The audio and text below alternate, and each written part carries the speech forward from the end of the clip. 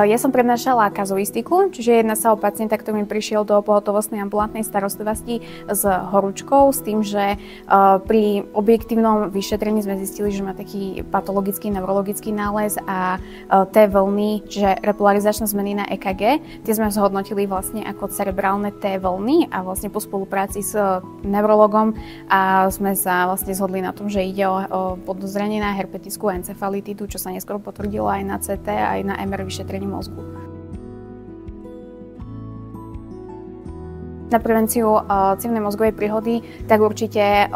ten zdravý životný štýl, čiže dávať si pozor na tú stravu, pravidelné meranie tlaku, nepodceniť tú antihypertenzívnu liečbu,